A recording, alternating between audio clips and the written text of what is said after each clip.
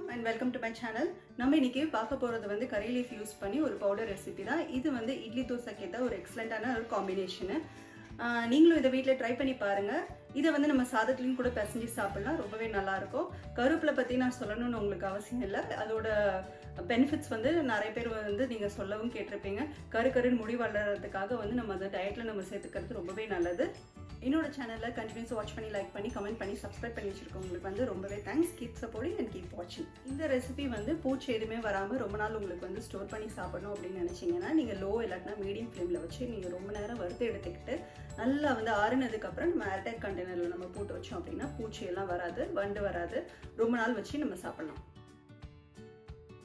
கருவேப்பிலை நல்லா தண்ணியில் வாஷ் பண்ணியாச்சு. வாஷ் பண்ணிவிட்டு தண்ணியை மொத்தமாக ட்ரெயின் பண்ணிட்டேன். இப்போ இது வந்து 1 கப் இருக்கும். 1 கப்பை வந்து நம்ம வந்து ட்ரை ரோஸ்ட் பண்ணிக்கலாம். கடாய் நல்லா சூடானதுக்கப்புறம் நான் 1 கப்பு இது ப்ரெஸ் பண்ணி எடுத்திருக்கேன். அதை வந்து நம்ம இதில் சேர்த்துக்கிட்டு ட்ரை ரோஸ்ட் பண்ணிக்கலாம்.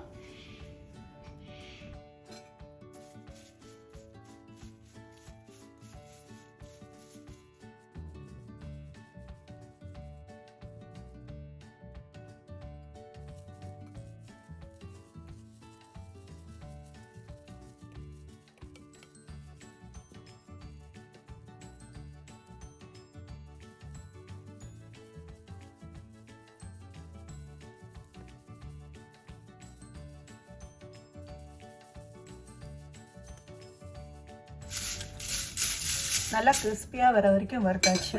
இப்போ நம்ம எடுத்து பார்த்தோம் அப்படின்னா நல்லா வந்து மொறுன்னு இருக்கும். இந்த ஸ்டேஜ்லேருந்து நம்ம அடுப்புலேருந்து ரிமூவ் பண்ணிக்கலாம். நம்ம எவ்வளோ நல்லா ரோஸ்ட் பண்ணிக்கிறோமோ அவ்வளோ வந்து நம்மளுக்கு ரொம்ப நாள் இந்த பொடி வரும். தண்ணியே இருக்கக்கூடாது. நல்லா வந்து தண்ணி எல்லாமே இழுத்துருக்கணும் நம்ம வந்து ரோஸ்ட் பண்ணும்போது.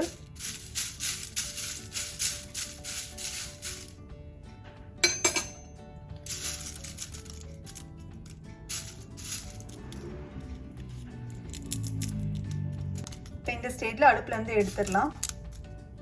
இந்த மாதிரி தட்டில் நம்ம ஒன்று ட்ரான்ஸ்ஃபர் பண்ணிக்கிட்டு ஆற விட்டுடலாம். இப்போ அதே கடாயில் 1/4 கப் வந்து உளுந்த பருப்பு எடுத்துக்கலாம்.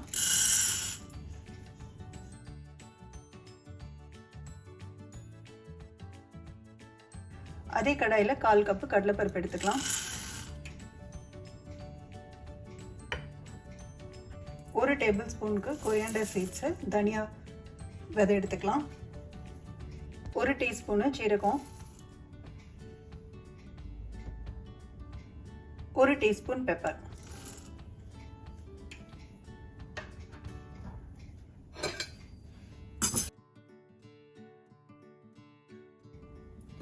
இது எல்லாத்தையும் நம்ம கொஞ்சம் லைட்டாக வறுத்து எடுத்துக்கலாம்.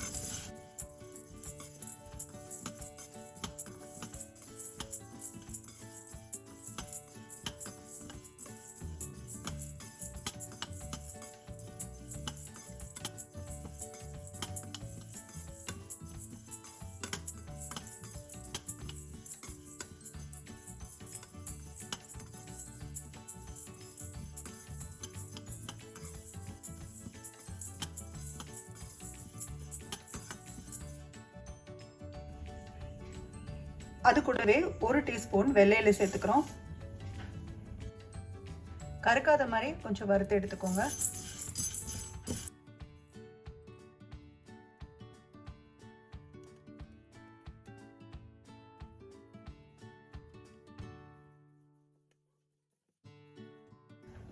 ரெட் சில்லி எடுத்திருக்கேன்.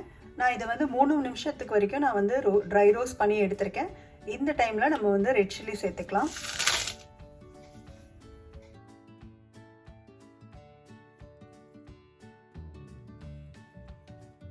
அதையும் சேர்த்து நம்ம இப்போ வந்து ட்ரை ரோஸ்ட் பண்ணி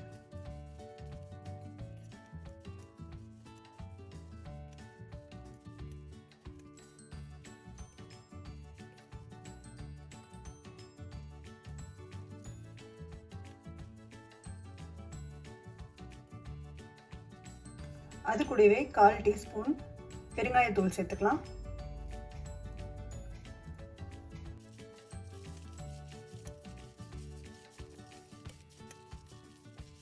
நல்லா கிறிஸ்பியாக வரைக்கும் வறுத்து எடுத்துக்கலாம்.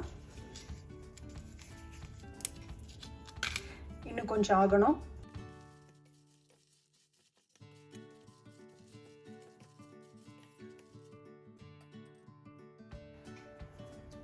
நம்ம ஏதாவது ஒரு சில்லி எடுத்து இப்படி உடைச்சோம் அப்படின்னா அது வந்து உடைய ஆரம்பிக்கணும், முறுமுறுன்னு கிறிஸ்பியான சவுண்ட் வரணும். அந்த ஸ்டேட்டில் தான் வந்து நம்ம அடுப்புலேருந்து ரிமூவ் பண்ணணும். இப்போ இந்த ஸ்டேட்டில் நம்ம அடுப்புலேருந்து ரிமூவ் பண்ணிடலாம். ஆறுனதுக்கப்புறம் நம்ம மிக்ஸி ஜாரில் போட்டு அரைச்சி எடுத்துக்கலாம்.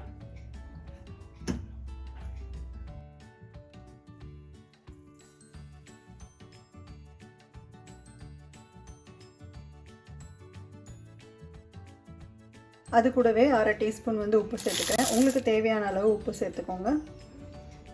இதை வந்து நம்ம அரைச்சி எடுத்துக்கலாம்.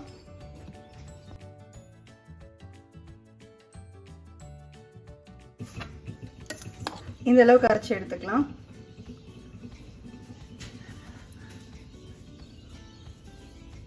ரொம்ப நைஸாக அரைக்கல. இந்த பொடி பார்த்திங்கன்னா இட்லி தோசைக்கு நம்ம வந்து சைட் டிஷ்ஷாக வச்சு சாப்பிட்லாம். ரொம்பவே அருமையாக இருக்கும்.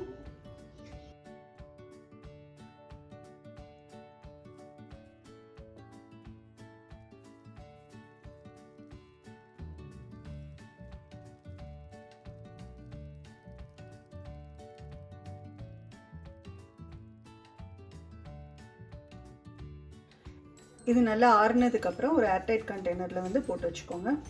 இன்னொரு இன்ட்ரெஸ்டிங்கான வீடியோவில் இன்னொரு ரெசிபியோட நான் பார்க்குறேன். அது வரைக்கும் பாய்.